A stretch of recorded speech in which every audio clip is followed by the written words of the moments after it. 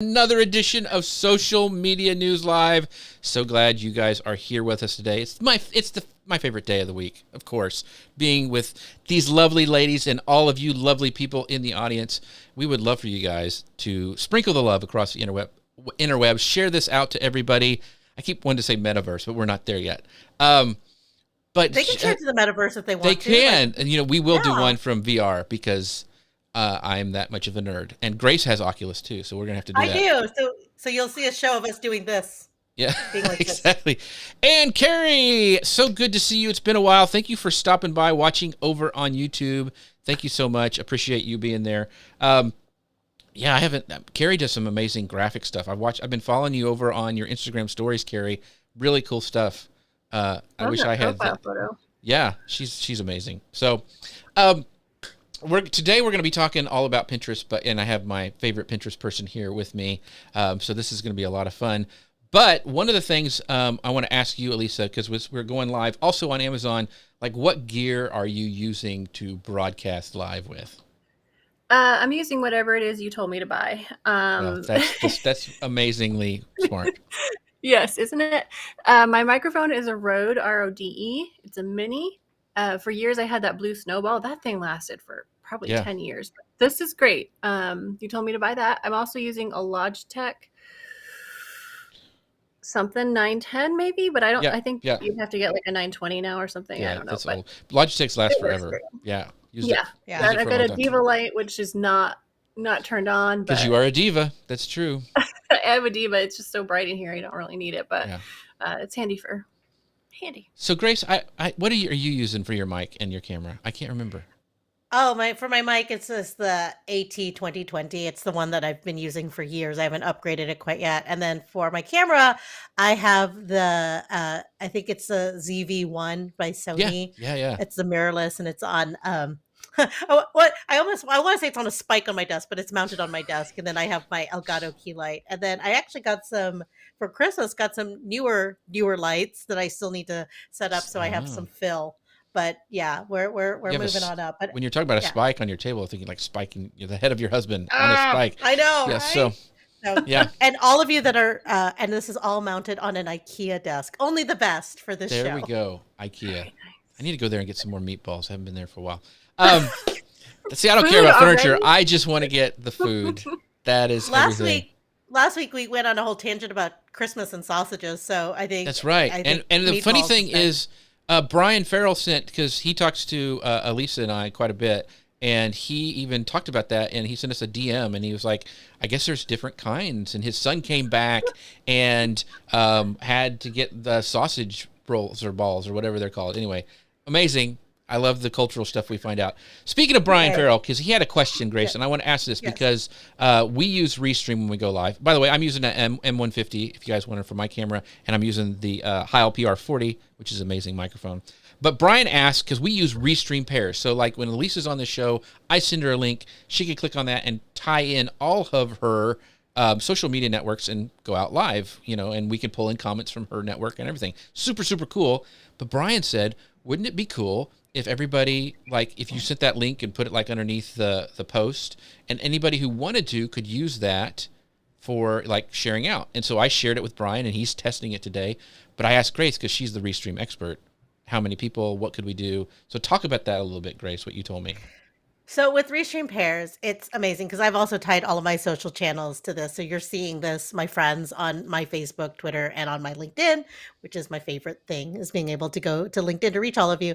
Now, I know from internal, like talking about this product is something that we launched last year, that we can theoretically go up to 100 paired channels. Now, for my own streams, the most we've ever gotten to is about 21, 25. So we've never quite pushed it to the 100, but we are looking to see what happens when that happens, because we are, if nothing else, experimental and spontaneous, Jeff. So I think that'd be fun to put it underneath the comments, but we have successfully done it with about 25 paired channels all at once. And then all the cool thing about that is all of the comments from all the places. So Elisa's channels, my channels, all the regular channels that Jeff and I go to anyway, they all get filtered in through through Restream or through an encoder. So we're using Ecamm, of course, our friends at Ecamm. Mm-hmm. And so we get all of those questions from all of those different places.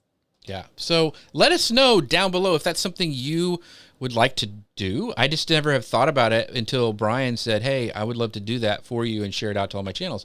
Never thought about doing that. It's like a normal share, but on steroids. So if that's something you think would be interesting to try, or you'd like to test it with us, let us know down below, and we'll drop that in next week for the show, and you guys can test it out. Do want to do some shout outs to Denise. She's watching from Houston. Over on LinkedIn. Denise, thank you for watching. Bobby Mason is here. He is a faithful viewer as well. And I don't know who said this, but whatever camera is using, he must have the Hansen filter on.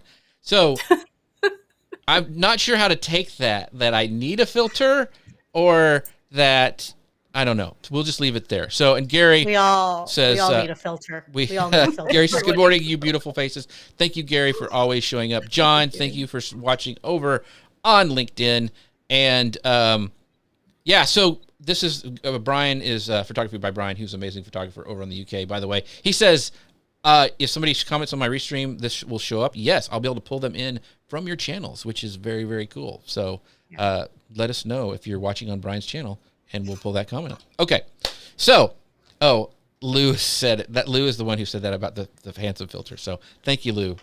Lou and I are getting ready to go on a cruise. Not just us together. Not a whole bunch of other people too. Yeah, Lou and I. But anyway, so I'm excited for that coming up in a couple weeks. So Dan is watching from Boston. Very interested in learning how to apply Pinterest to Plexicam. Hey, Dan, I love your Plexicam, by the way. I'm going to take that with me on the cruise, actually, because it's amazing for traveling. So Plexicam, you should try selling it on Pinterest, and we're going to talk about sales in a little bit. So I love Plexicam. They were, I think someone was giving them away at a conference, and I got one. It is awesome. So I used to use it with my, what webcam do you have again, Elisa? I have that one too, and the Logitech. So I applied the Logitech to it. Yeah. And Chad goes, hello, my beautiful friends, and Jeff. Thank you, Chad, for your commentary. And Brooke is coming. She says, love Elisa. Hey, y'all. She doesn't love the rest of us. But that's okay.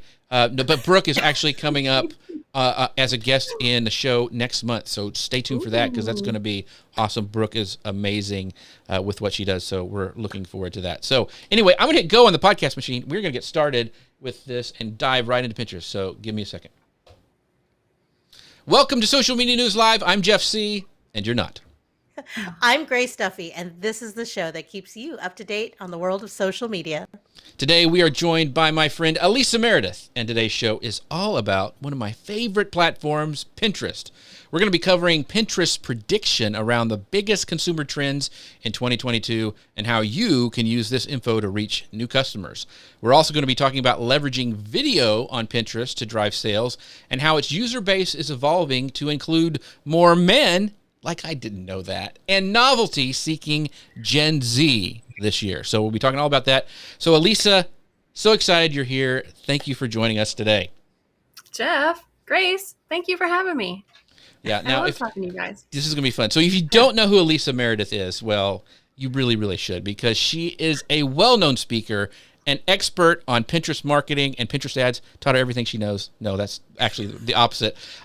She's run a digital agency since 2005, which now primarily focuses on Pinterest ads. And you can find out more about Elisa at elisameredith.com. Elisa, welcome to the show. Thank you. Kind of my favorite topic, so I know. I know. But I also want, before we get really deep in the Pinterest weeds, I want to give a shout out to our friends over at Ecamm. They're the ones who make this show possible. They're also a sponsor of the show, socialmedianewslive.com/Ecamm. That's what we're using. But what's really cool, they're doing something special next week. If you want to learn how to use Prezi, which is amazing software for presentations that I have just kind of fallen in love with. If you want to learn how to seamlessly use Prezi video together with Ecamm, they're doing a special takeover event next week, January 24th through the 28th. They're doing a takeover where experts will be from their team will be sharing their design and presenting tips through live demos, Q&A, video tutorials. I actually did one, and they're actually using some clips of what I did for their Leap into Live conference. So Prezi, if you don't know what it is a virtual presentation and collaboration software that can bring any content into your video feed as you present and interact with your audience. So if you're really wanting to take your presentations up a level for 2022, you really need to check this out because I was super impressed with it. So, and it works perfectly alongside of Ecamm. You want to go check them out over on their YouTube channel. They already have some of the links up where you can actually get reminders. So go to youtube.com/Ecamm Network. That's youtube.com/Ecamm Network. And here's a bonus tip. You don't have to be a design expert to create something amazing. It's super, super easy. So next week, January 24th through the 28th, make sure you go check them out. So I'm seriously, it's amazing. It's amazing software. I was shocked how easy I could do it. So there you go. That's all you need to say. All right, let's get started. Pinterest trends and updates. Grace, there are some interesting things about this. So yes, everything from emotional escape rooms. That is a fact. You guys are trying to do that right now, aren't you? Yeah. Relation tips, which I had to look that up, and it's actually like advice for managing relationships. I was like, oh, okay. And then, so recently, Pinterest Business, so you can find this on the Pinterest or business.pinterest.com and look up Pinterest Predicts, and they unveiled their 2022 predictions, and it includes over 150 trends to review and consider for your content strategy in the platform. And it's a really cool setup because it looks like a Pinterest board. So you click on each thing, and then like it has different examples and different ideas of how you could utilize this for your own marketing. So this is something that Pinterest does every single year based on the most popular trends it's seeing months ahead. And all of these reports are based on what it expects to skyrocket in popularity based on their own internal solid research data volume. So this is definitely coming from what people are trending towards, what is peaking in clicks and what's peaking in interest. So Elisa and Jeff, tell me, what are some of the trends that sparked your interest, and tell us how marketers can best leverage them? Oh, goodness. I just want to say, too, that Pinterest has been right in 8 out of 10 predictions in the last couple of years. So they're definitely onto something. Like you, Grace, I had to kind of look up what some of these things were. But what I really, really liked was Flexercise as a trend. Flexercise. That just sounds bad. No, it's good because what it's saying is that people are looking beyond the typical like HIIT or CrossFit or running to embrace other forms of exercise like dance or stretching. And this is across all age groups too. So everyone's kind of looking for maybe a more laid back approach. Some of the words they're looking for like floating aesthetic or lazy workout in bed, which sounds fantastic. That's perfect for me. I know, like daily stretching routine. I guess I could do that. Walking in nature, things like that. And what I really love about each of these predictions, and you can go to pinterestpredicts.com to see all of them. There are a lot of them. Is that it will give you like the obvious fit. Like if you're a wellness brand, obviously you're going to be going beyond those traditional workouts to think about stretching routines, outdoor activities. Obvious, right? But if you're food and beverage, how can you use that? Well, you could share a simple recipe that's like for a post-flexercise snack.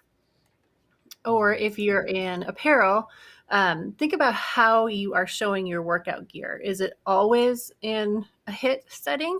Could you show more stretching, and showing all sizes of bodies too will be really important with this trend.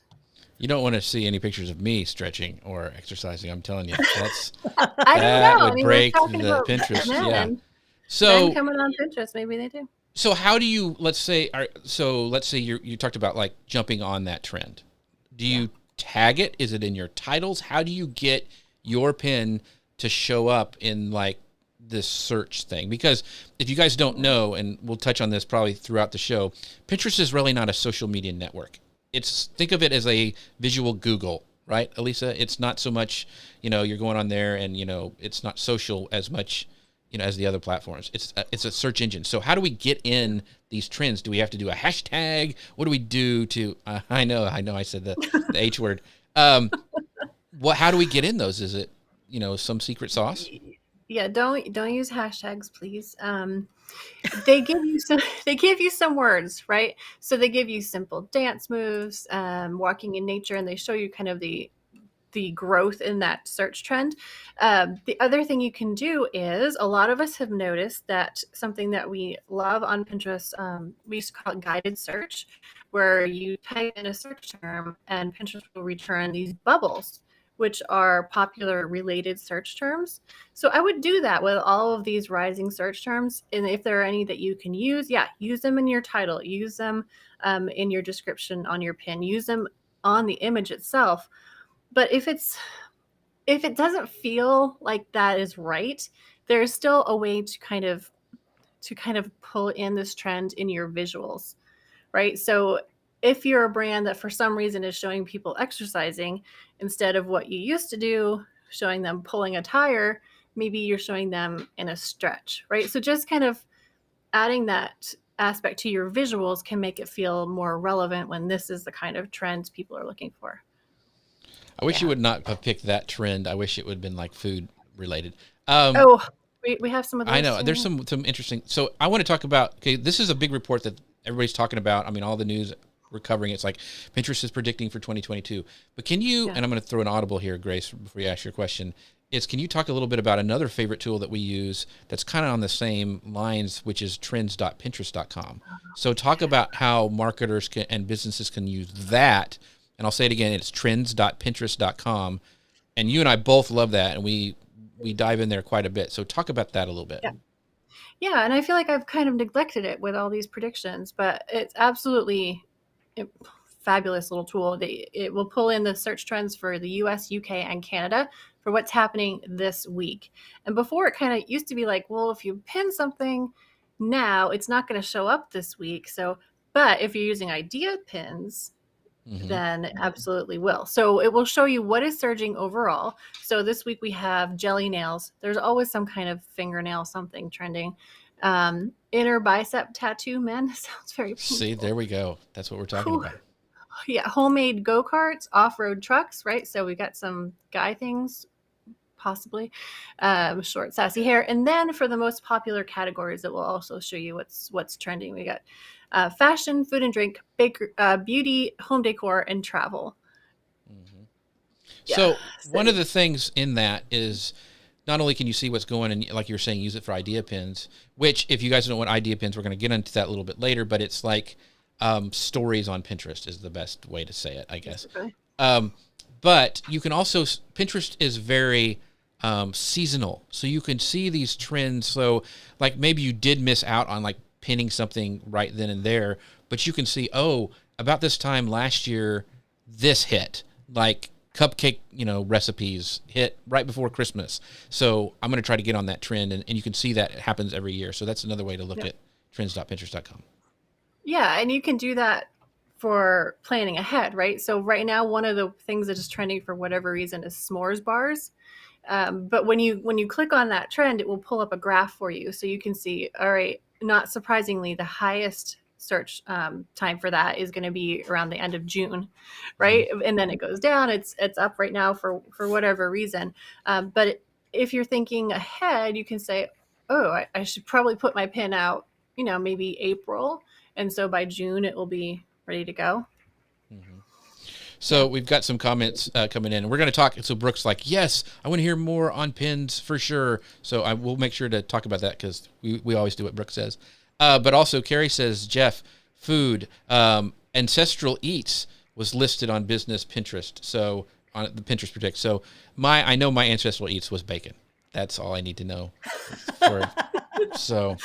And mine was batter up. It was the cake one. Okay. So sorry, Grace, I kind of went off the rails there, but go ahead and ask your question. Oh, no, I think that's Elisa kind of answered this a little bit, but as we know, pinners are planners. And if you're new to Pinterest marketing, remember that when you're sharing these tips close to the actual holiday. So like if you're planning these Christmas cupcakes, Jeff, then putting them out on December 23rd is probably not traction, because at this point us pinners have already planned our Christmas cupcakes at this point, right? Mm-hmm. So how far ahead marketers be planning and executing on these to reach these aspirational pinners? in that like pin now to use later, because even before the show you and I were talking about going through our own Pinterest accounts, and there's stuff in there that we saved that we're probably not going to use until like later on or whatever, and it's just like, so I mean it could be 2 years before I get to those cupcakes you asked for, Jeff. Yeah. So. Yeah. I think that there are two different sets of rules now, personally, and I'd love to hear what others think. One set for your static and video pins, and one for your idea pins. So thinking more traditionally with Pinterest, we know that things start trending 30 to 60, or in the case of like major holidays, even 90 or more days ahead. So you want to get your pins out even before that, because if you're looking at your Pinterest analytics and you're looking at, let's say, impressions, and you look at just the pins that have gone out in the last 30 days, it's teeny tiny and you might feel like this is not working. But what happens is it builds over time as it gets that engagement and more distribution. So your static pins need to go out as early as possible.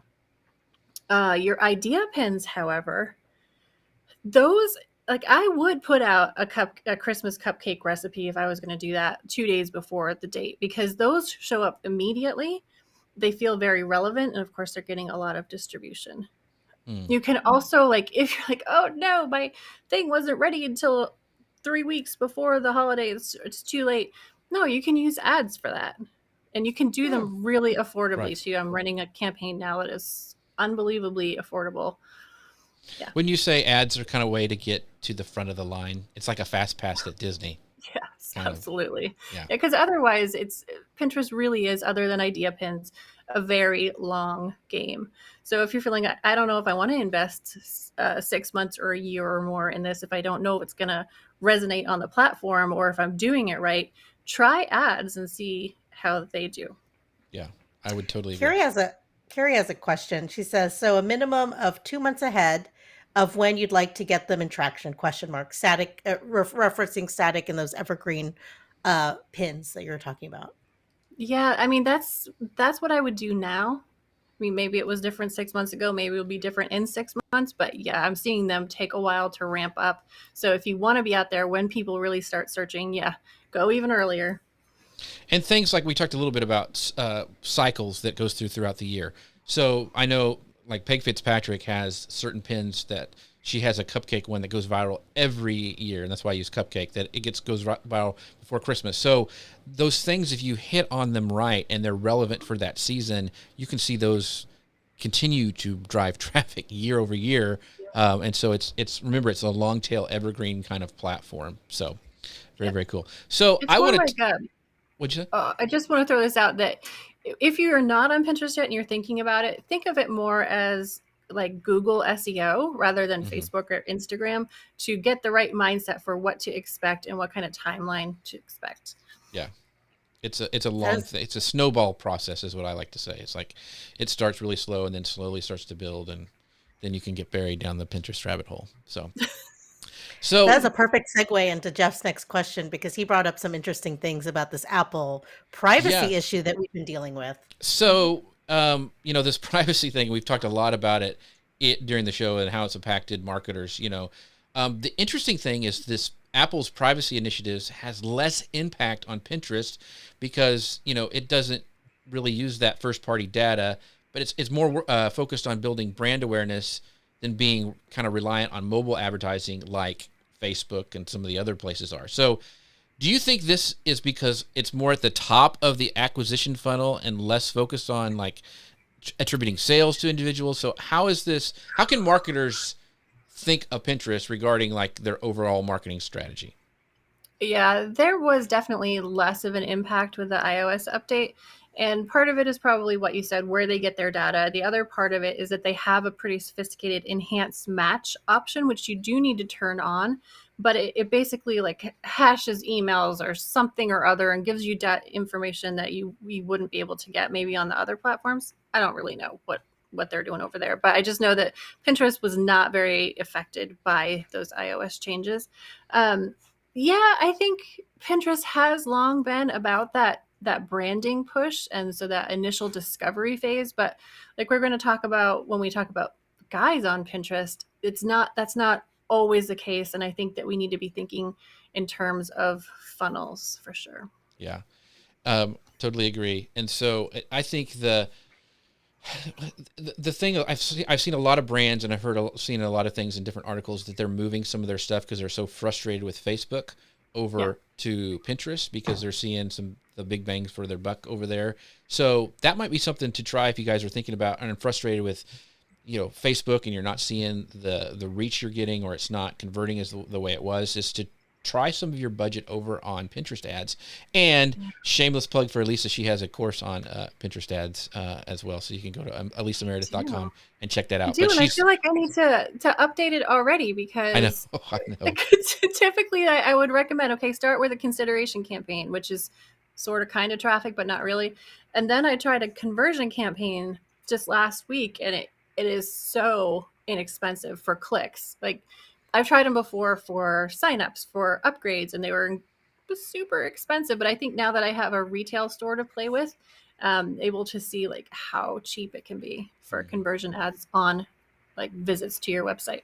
I don't know. That's probably too much information, but if you want to go, we're try nerding it, out. We're sorry if we've lost you, but just go over there and check it out, because it's really if the big companies are starting to move over there, that's a good sign to like, okay, maybe I should do something over there, because it's not. Oh yeah, do it now, because if you wait until September, it's going to be really expensive. Yeah, exactly. Yeah. All right, so next section, we're going to be talking about new user insights. So Grace, take it away about this. Pinterest also shared some new insights about how men are using their platform in their shopping journeys. Men on Pinterest, what? Not a secret. If you've known Jeff for as long as I have, who I believe launched Manly Pinterest Tips back in 2014. Was that right? It's been a while, yeah. Yeah. I tried to figure out when it started. Like, I thought it was like 2013. Anyway, either way, men have always been on the platform, but they've done some new research. Pinterest has done some new research, and earlier this month, their business side published a new study that offered significant insights into how their male demographic, and just to put this in parameters, it's men ages 25 to 54. So that's their demographic, and they're focused on the new shopping trends. And their goal is to help marketers better plan and strategize their Pinterest outreach, especially if your target audience includes men in this age demographic. So what are men pinning this year? Jeff and Elisa, tell us all about it. Jeff, I want to know what you're pinning this year. Yeah. Can I say it on the show? No, it's nothing bad. So lately, it was, we just had the holidays, so I was pinning a lot of food. Food. Can you believe it? Yeah, I eat a lot. That's what we do on Pinterest. But yeah, so I did a lot of recipes, because I do all the cooking in the house, and because Jody's a teacher, and I like to give her a break when she comes home. So I do that, and so we did a lot of cool Christmas stuff. I did a lot of cool crafts with the kids, and so that's mainly what I had been pinning lately. But I've also been, this sounds so goofy, but like, since I'm going on this cruise, I'm like, what shoes? I've never been on one. So I'm like, what shoes do I wear on the beach? What are the best men's water shoes? So that went to my secret board. That is very, very probably too much information, but that's actually what I've been pinning lately. So, but here's the thing, Jeff. It's so funny to me. It's so funny because like, this is a big surprise, and they're putting this big report. Like, what? Men are on Pinterest? Men are visual. Like, it's the perfect platform for men.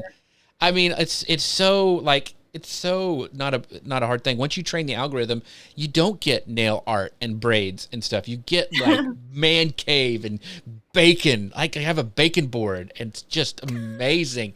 So, I mean, there's so much cool stuff over there that you just, I love the platform. So, sorry. Yeah. And Pinterest has noticed too that goals are really big for guys this year. So looking to spend more, to do more, to go more places, which, why would any of us feel like we need to go somewhere?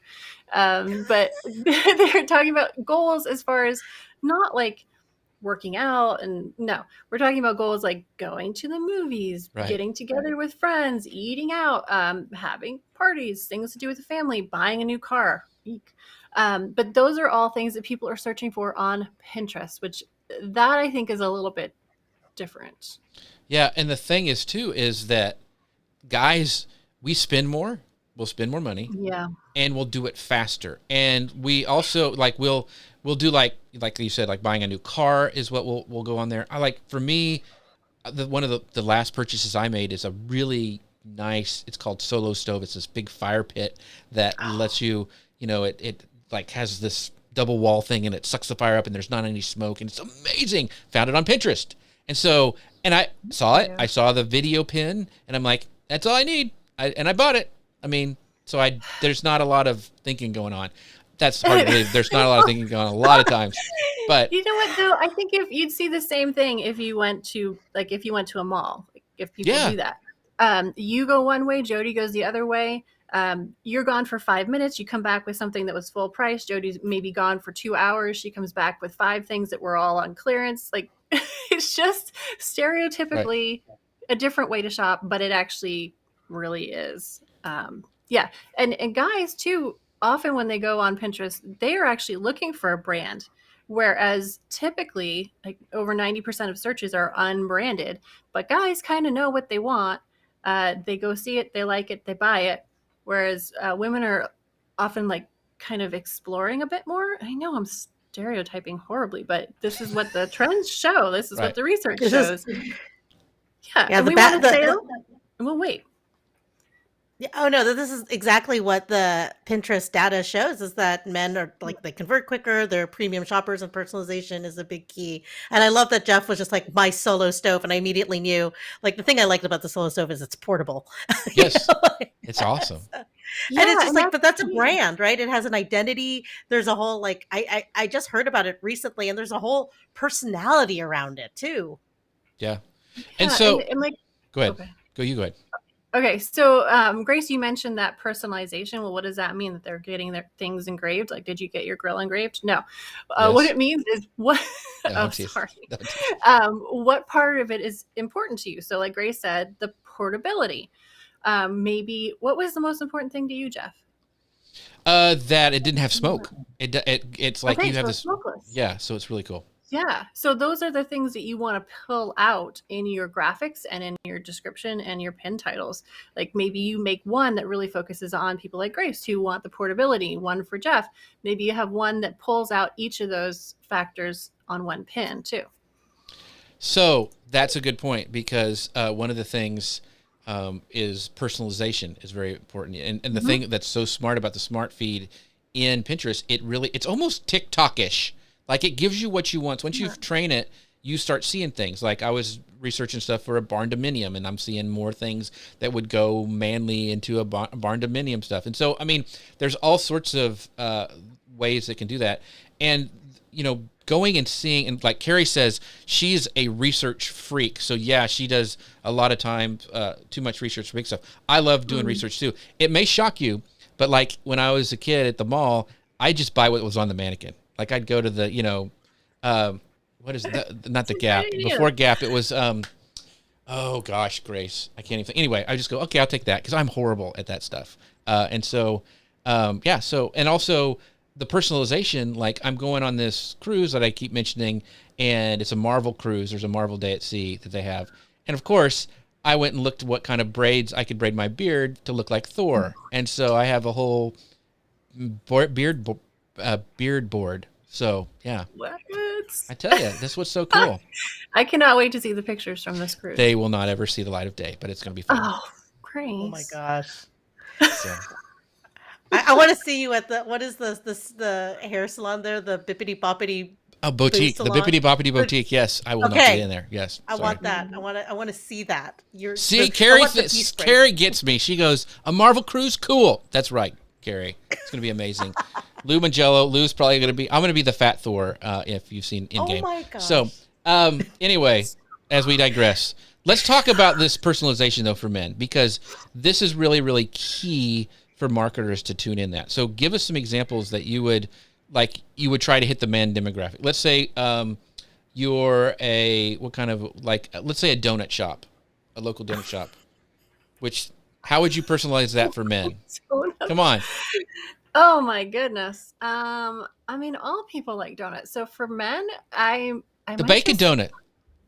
What? There's a bacon donut? Yeah. Okay, so you have your answer, but I also always kind of want to bring in the visual part of it. Mm-hmm. So if if you cannot think of any other way to use a trend, then do it with your visuals. So instead of showing 10 women around a table eating donuts, you show a couple of guys. Maybe they're at a construction site, maybe they're at their office, maybe they're at home with their kids, but just making it feel relevant to that group is what's going to be important. So on that note, is there a difference between static pins, and when I say static pins, not video pins, but also pins that go in the feed, versus the visuals that you would do for an idea pin?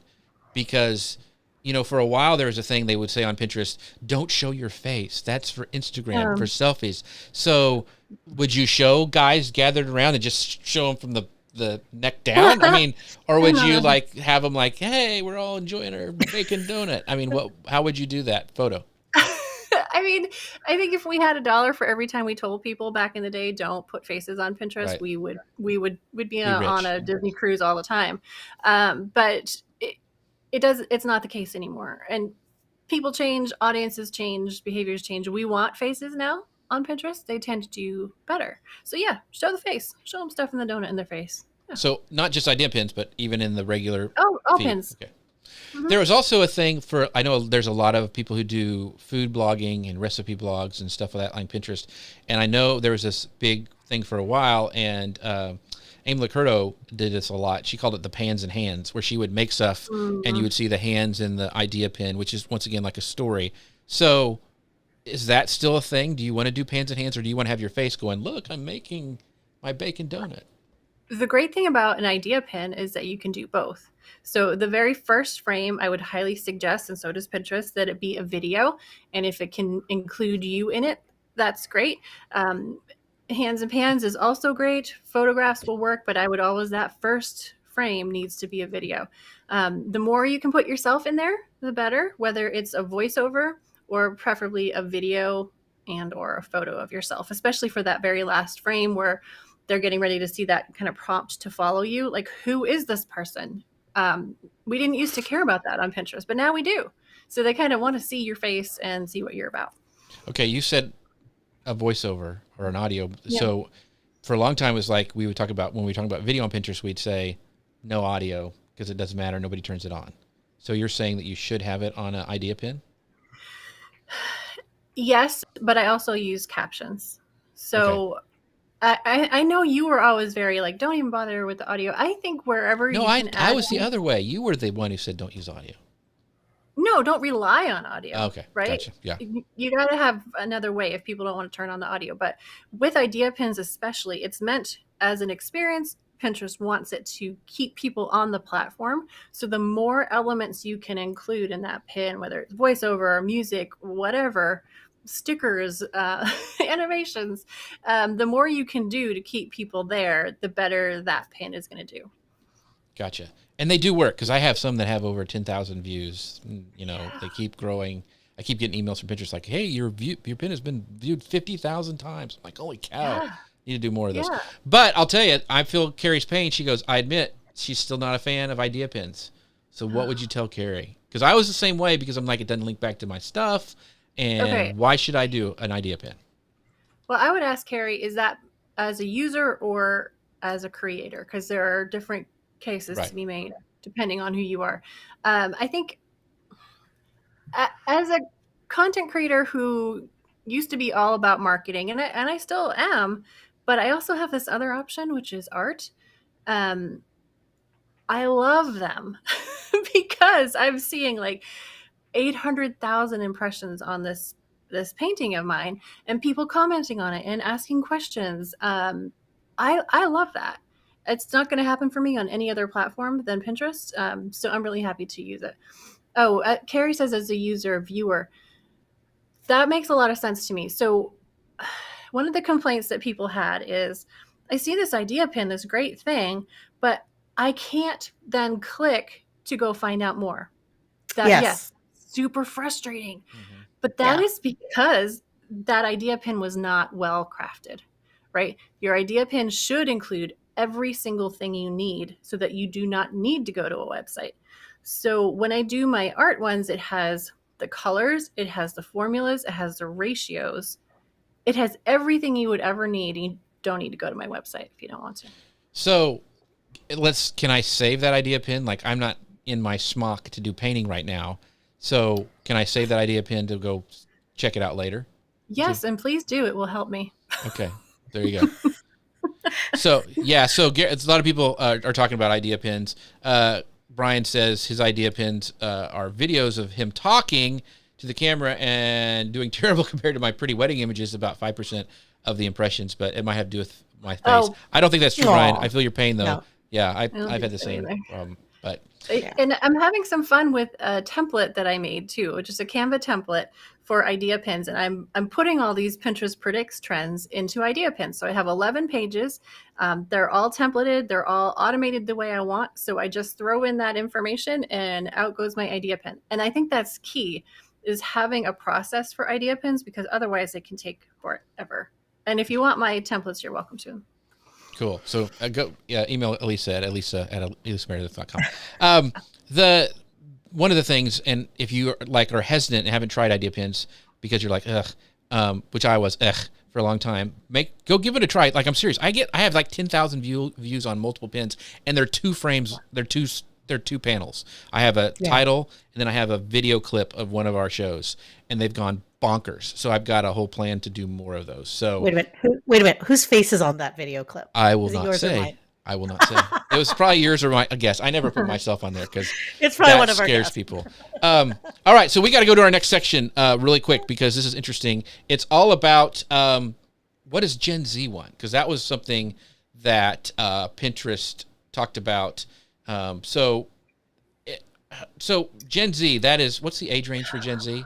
It's people born between 1997 and 2012. So our kids, Jeff, basically. Okay. I just want to make sure that everybody were on the same page, because there's so many, X, Y, boomer. Anyway, so Pinterest has said, they have this new report from Pinterest said, Gen Z, which Pinterest just finds, is like Grace just said, 1997, 2012, brought 80% more new product. They bought 80% more new products in the last year than their older counterparts. And they're more likely than other generations to try new products, partly because of their love for novelty, which doesn't surprise anybody, over brand names. So they're constantly craving new experiences to cultivate their individuality. They're more motivated to buy and consume new products, to discover and express who they are and how they want to show up in society. So Elisa, as the data shows, Gen Z will, gladly open up their wallets for items that'll authentically represent them. There's a lot of cool creators that are on Pinterest. So brands have this enormous potential. They can connect with this Gen Z. They may see like a 14 times greater revenue growth opportunity on average with this generation versus old people like us. So what do you, me, I'll just say me, not us. Sorry. No, so how can we translate this into usage, and how can we promote all this stuff? Like if we're trying to market on Pinterest. Yeah. So I think look to TikTok, right? So the whole idea pin thing and the push for video in them, a lot of that has to do with the huge growth of Gen Z on Pinterest in the last year. So what are they doing over there? They want some, it's not going to be quite as entertainment-y on Pinterest. It's going to be a bit more about products, but like you mentioned, they're spending.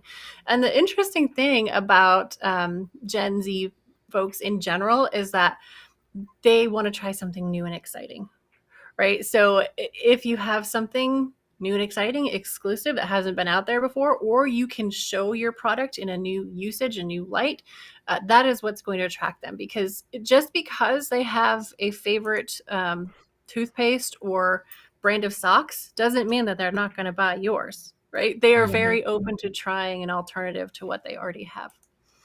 I would also say to look to not only idea pins, but video pins. And also if you can incorporate humor, because that's one of the biggest things over on TikTok. Now, I wouldn't download your TikTok videos and upload them to Pinterest without taking off the watermark, because just like on Instagram, they'll demote that in the feed. But one of my favorite video pins is, it's really quick, but I think it's from it's like a big coffee thing, like Maxwell House or something. But it shows one of the Keurigs, and it's got the mug upside down, and somebody reaches in and turns it right side up because they're so sleepy they forgot to turn it right side up. And it's spilling over, but it catches your attention and it's funny and it's a brand. And that's the other thing we didn't talk about earlier is that people love brands on Pinterest. They don't have the icky feeling like sometimes we get on Facebook. Brands, they like it. And if they see something that's visually appealing or something new or, something crafty on there, they're like, oh, I want to have that. My daughter's always sending me pins, some weirdo pin that she sees on Pinterest that she wants to get or something. But yeah, so. Yeah, a lot of the trends that we were talking about before with Pinterest Predicts, a lot of those are driven by Gen Z, which is, I think, why Grace and I were like, what in the world what does this mean? What is Pearl Core? Like, what is Barkitecture? Barkitecture, yeah. Architecture. Yeah, a little too cool for me, but yeah, that's what they like. So, go ahead, Grace. I'm sorry. Oh, no, I was going to say, like, some more insights from the study is that video ads are more likely to capture Gen Z's attention than any other type of marketing. They want to understand, they want to buy from brands. So as much as they're not brand conscious, which I don't, that's what the data says, but I don't know that I see that they are brand conscious, but they want to find companies that understand their values and their preferences. And sometimes that's a hard line to draw between like your values as a brand appealing to their values and doing that in a sincere way that also is just like not that icky brand saying this or whatever, right? And they also want to find these products that express their unique identity. So talk to us about linking that idea of the values, like promoting your products in a way that appeals to their values, whatever that might be. Yeah, so that's a tough one, right? I mean, that's not going to be part of your Pinterest strategy. That's going to be your brand strategy. So what does your brand stand for? What does it stand against? Mostly what it stands for, but that needs to come through in your messaging and in the images that you use. So diversity should be important to everybody. Like, is that coming through in your images? And is that coming through in your products themselves? They likely know about you, excuse me, from other places as well. And I thought it was interesting about products that show their uniqueness and individuality. That is a young person thing, right? When you're growing up like that, and it's super important right now for them to be able to express that individuality. So something a little bit zany or wacky or different is probably going to appeal to them. Yeah, until they get all the joy crushed out of them when they have to have a job and really work every day. Yes, let them enjoy it now. Right, yeah. Then we're just all mindless drones and we're all the same. So anyway, on that note, let's talk about Pinterest video, which, I have been a fan of for a long time and I think this might be a little contentious with Elise and I. So we mentioned video ads. So let's talk about leveraging video on Pinterest. So back in November, TechCrunch reported that Pinterest gets into live shopping with the launch of Pinterest TV. Woohoo! So Pinterest, what they did is they going to live shopping as part of the pivot from being only an inspirational shopping site to becoming a home for creator content. Now, we're big on live shopping here. We're actually over on Amazon Live. We love it. Very bullish on live shopping.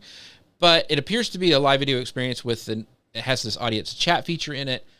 But this Pinterest TV is very, very exclusive. So what is it? Where can we find it? And how does it work, Elisa? So it's so exclusive that it was only that 3 days in November and only for previously scheduled really fancy people. So it is not something that we can use ourselves. Whether it will be in the future or not, I have my doubts, only because I think it would be really hard to make sure that it stayed at a high quality, right? Because if just anyone can jump on their live and start hawking what they're selling, I think it could be a really bad user experience. But I do think it's a great test and a way that they could partner with the larger brands and with influencers as well. I don't even know if I can access it anymore. Have you been able to find it? I know Peg was telling me all about it, and she was like, and I thought it was a series that was going on a little bit longer. But you can actually, if you go to your on your mobile app and you go to the Watch tab, it looks like a few of those might be on there as replays. Yeah. If you hit the little TV icon, it will show you some of those. Oh, and What am I talking about? They are actually doing more lives. See, that's what I'm saying. See, I mean, if you'd Yeah. researched the show before we come on as a Oh my guest, you know, gosh. it's like, Oh my gosh. You're so mean. You're so mean. So, I did but look they it have up. not really been promoting this. No. But yeah, Yeah. there's one about cakes and veggie soups, and There's one I guy who saw him- knits, who's like a famous sports person that knits. That's on there. Cool. So yeah. So yeah, I went on there and I just was like, this is just not what I want. But So- it probably is what Gen Z wants. it is. So Maybe. yeah. So my daughter loves this kind of stuff. So Yeah. here's the thing. You said I will disagree with you, which is I know shocking when we get together. I think they're gonna allow people to have live. I don't think it's gonna show up in the feed. I think it's gonna be a special place in the watch. And here's the reason why: they don't want to lose out to Amazon shopping. I think they also don't want to lose out to Instagram. They don't want to be the last. They will be the last, but they don't want to be not having live video on there. So No, I think they're going to open it up. I'm pretty sure LinkedIn will be the last with the live shopping, Jeff. I mean, honestly. I don't know. Yeah, I you're don't right. know. We'll get You it never in know. 20 years. We'll get LinkedIn live shopping in about 20 years. But there's a lot of money going through Amazon Live right now. I mean, tons of money. And that's why Facebook's jumping on it. That's why Instagram's going to have all this stuff this year. And Pinterest a lot of times wants to be Instagram. And so with the shopping features. So I just think that they're going to allow it. Now you may have to jump through hoops and it may be something I hope kind so. of like Amazon's creator program, but I think they're going to open it up in sections like that. It's not going to be only celebrities that have it. It's going to be like, you know, Pinterest nerds will be able to get on it, like Elisa and I. Yeah. I would be all right with that. I just don't think knowing the content that sometimes people want to share on Pinterest. I do hope that there's some kind of screening process. Yeah, but they're letting a lot of stuff through anyway. So I mean, yeah. They want it to be a good user experience, so I think that would be a good idea. So, Grace, I mean, there were some other questions about the watch tab, so talk about that because Elisa mentioned it a little bit. Yeah, so we've kind of touched on each of these things a little bit throughout the show, but Pinterest has been working to make video more core to its platform over the last few months. The end of last year, it introduced this watch tab where users can easily scroll through a feed of creator videos. We've already discussed idea pins, which is a video first feature. And then back in December, Pinterest did roll out the option to reply to comments with a video. So these are all things that are pretty common and pretty normal on all of the other platforms. But how have these updates shaped things over at Pinterest over the last few months? Has the combination of particularly shopping and video made it more appealing platform to consumers? Like, are people actually utilizing this connection between the ability to find an idea pin, click on a link, and then purchase? Yeah, so idea pins don't have links. Okay, well, yeah, sorry. But like find it. Like, does this make it easier for people to find where to buy?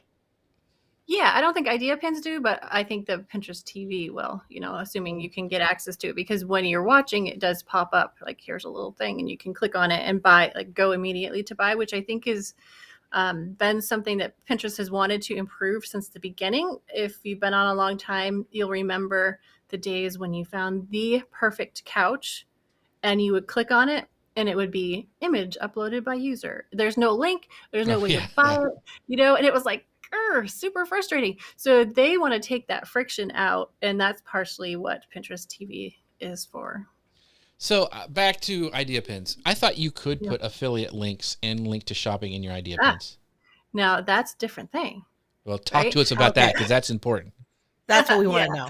Yeah, you can. So when you create an idea pin, and you have to do this on mobile, but it's on Android and iOS, you can add a sticker.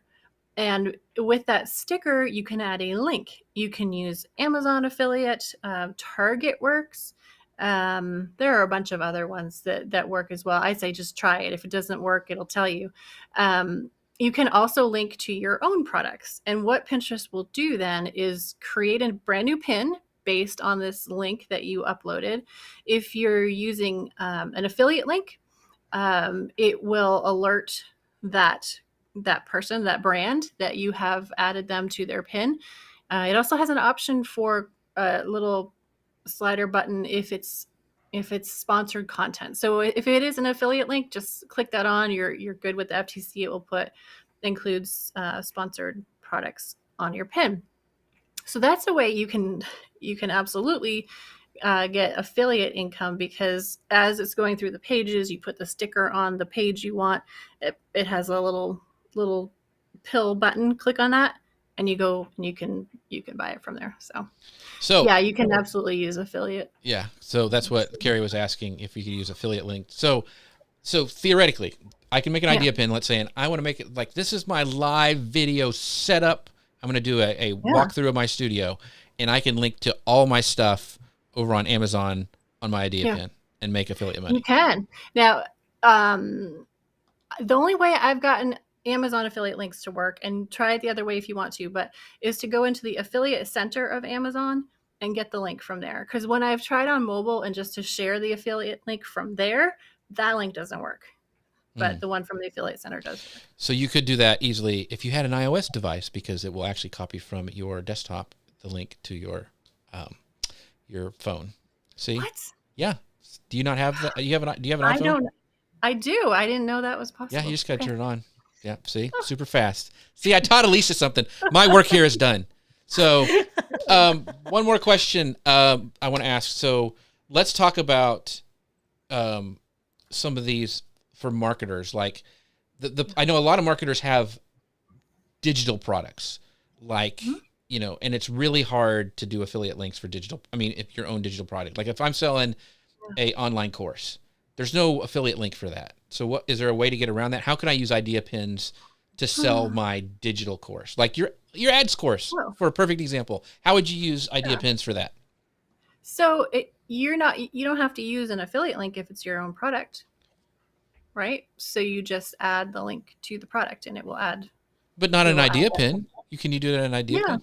Oh yeah, absolutely you can. Yeah. So when I do my painting idea pins, I will link. It depends on how lazy I'm being. I will sometimes link to, say, the paint that I use. It's an Amazon affiliate link. I will link to the products in my own store. So I'll wait till I put it in my store, grab that link, throw it in the pin. And so there's kind of a combination of ways you can try to make money with affiliates in your own products. And it works for digital. It does. If you have a catalog. So on regular pins, you can add a product tag to your digital product on a static pin, and that will work like a collection pin. So people can go right to your product from there. On an idea pin, those have to be in your catalog. You can add digital products to a Pinterest catalog. It's way more technical than we want to be today, but it can be done. That's what we want to make sure. So you can actually.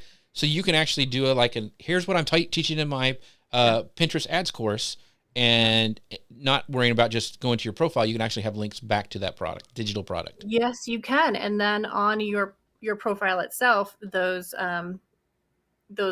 pins would be on your, like, where people land on your shop tab. You could have your digital products too. All right, folks, that is worth the price of admission today, right there. Yes. So that's really cool, because before it was like really. Do you have an article or anything about that on your site, Elisa? I have how to tag products, not necessarily how to create a catalog feed. Well, get on that, because we need it, by the way. So after this, we'll let you go a little bit early, and you can go write that. You know what you could do is you can Google catalog feed example Pinterest, because they have one. They have a template that you can use and just drop your information. And then if you host it on your website, you can use that link to connect your catalog through Pinterest. Yeah.